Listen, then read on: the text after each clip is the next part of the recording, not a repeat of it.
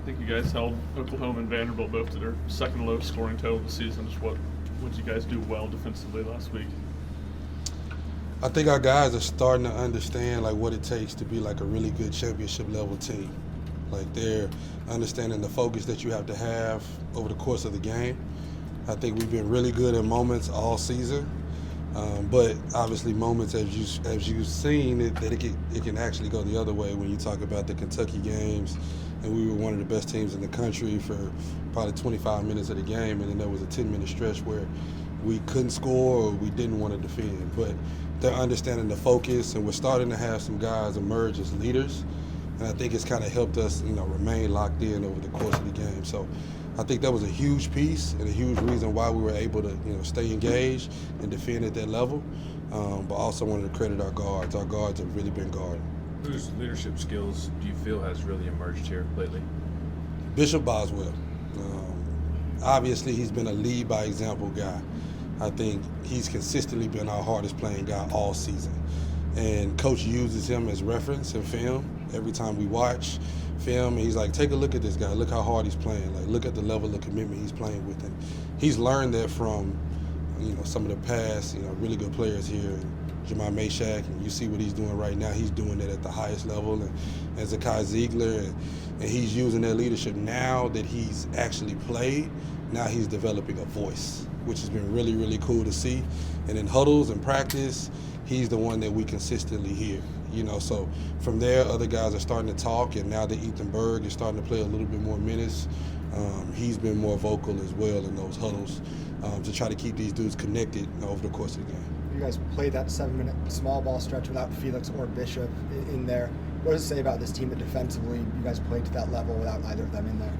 Yeah, it's great. Like, those freshmen have earned some trust. Like Dwayne Brown, he has some of the longest arms I've ever seen, right? Like for him to just get that deflection, like baseline out of bounds, he wasn't jumping very high, but he has our highest standing reach on the team. And he came up with that ball. I think he surprised the inbounder. I think it might have been Tyler Tanner. He was like, whoa, like he got the deflection and we went the other way, but he's been so consistent, and Amari Evans is like earning trust every single day. And Ethan is one of our better on-ball defenders as a guard, right? Like, you look at him, you probably wouldn't think that, but he's mature, he's strong, he's physical, he can, handle some contact, and he got a big steal on Tyler Tanner in that game. So just knowing that we have guys that, we can go to the bench with, from a 9th or a 10th or 11th man that can actually, still keep that focus and us not lose just from, a level of intensity and energy and physicality, it was really impressive to see. So we're just going to continue to try to keep building on it for sure. What do you think's really made Bishop take that turn to step up in the leadership roles? I would say, one thing from talking to him is just getting experience. Like, I think the experience itself has like led to him being extremely confident. He's been playing really, really well offensively. You've seen, he's starting to be more aggressive offensively. And I think part of that's coming with just experience. And he knows what the expectation is. We only have a few dudes in our locker room that played any minutes on that Elite 8 team last year. And now that Cade is going down, he knows that he's one of the guys that can like voice his opinion. And Felix has been a lead by example guy all year long. But we've been encouraging him to be more vocal as well. But I think it's more in Bishop's nature and his personality to be more vocal. And he knows that we need it. And we've been talking to him and pulling him to the side saying we need someone to emerge as a leader. And he just said, okay, Coach, I got you. And he's really trying to put that effort forward to improve in that area. And the better leader he becomes, I think the better this team becomes. So I'm excited about how we continue to keep growing, because I think we have an extremely high ceiling and we hadn't even come close to reaching that yet. How much does it raise that ceiling when y'all take care of basketball the way y'all have the last couple of games? Absolutely. Yeah, that's a huge part of it. Coach wanted to point out to our guys that, we had less turnovers than Vanderbilt. It's a huge part of the game. And in the past, when we played these big games against these really good teams, quad one games, that's been an area that we really, really struggled. We might dominate the glass. We might dominate them with physicality. We might, shoot the ball really, really well, but somehow they end up shooting 10 more shots than what we did. And coaches, letting them know how important valuing the basketball is. And it's hard because we have a young group. And like we said, like not having the leadership that we felt that we needed early on, and the experience of having played in big games like that across the board. Now they're starting to understand what coach has been saying all season long, and they're starting to value the ball a lot more, and that's an area we still got to grow in. If we can consistently do that, we're obviously one of the toughest teams in the country in our opinion. So if we can continue to do that, that's going to show that we're also one of the most skilled and one of the most cerebral teams. So like I said, I don't know what our ceiling is. Good. Update on JP. Do you think he's available tomorrow potentially? I know he's doing everything in his power to like get back as fast as he can. I know he's getting treatment right now 2 or 3 times a day. Like he wants to be back. And we know that we need the moose is what we call him. Like he has such strong legs. We need him back. He's such a dominant force on the offensive glass, and he adds another layer of depth and just another layer of skill.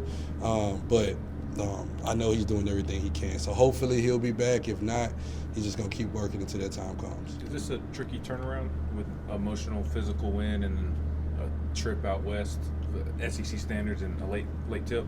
It can be, right? Mizzou, I don't think they have necessarily like the flair of, they're not necessarily ranked in the top 25, and it's not necessarily a sexy game. And Coach wanted those guys to know that Mizzou has been historically one of the best programs in all of college basketball. Like, 20, 30 years ago, like Mizzou was a top 15 program in the country. So just trying to get our guys to understand what we're about to walk into in Columbia, knowing that they're going to have a hostile environment, and we got to be ready for it. And they have a really good team. They have some of the best wins in the league, obviously. Florida only has 2 losses, and one of them came from them. So we want our guys to understand what we're about to walk into. They just came off a win with Vandy, and yeah, they lost a tough one against Arkansas, but we're going to have to earn this game. It's not going to be a walk in the park. Our guys got to come ready to go and be ready to focus, and hopefully we can get another road win on the road. What makes a good road team? Where do you think you guys have had that success the last few weeks on the road? I think our understanding is starting to identify like what goes into winning on the road. Like, culture travels, right? We have an extremely strong culture. Toughness, it travels, right? We have a tough group, but we've only been tough at moments at times. So now they're starting to understand like the importance of what we've discussed as 40 minutes, putting together an entire game. We've been telling our guys going into the second half, like the score is 0-0. No matter if we're up 10, no matter if we're down 5, up 20, like trying to get them to understand the importance of remaining focused and understanding and valuing every single possession over the course of the game. So, getting our guys to continue to mature in that area.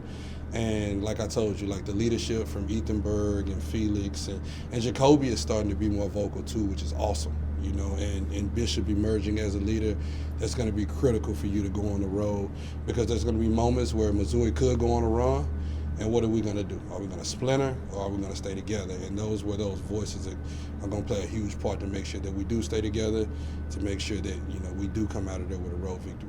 What about their personnel stands out? What's allowed them to pick up some of the wins that they have? They're really good defensively. They're extremely tough. Coach Gainey was talking about it yesterday. They are the tallest team in the SEC.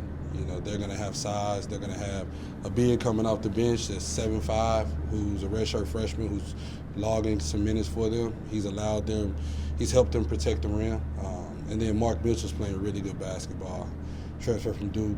He was a really good player there last year, averaging around 15 a game last year. Right now he's averaging around 17 a game. He's been great for them. He's going to be tough. We got to contain him. And then their guards are playing really well. They're tough.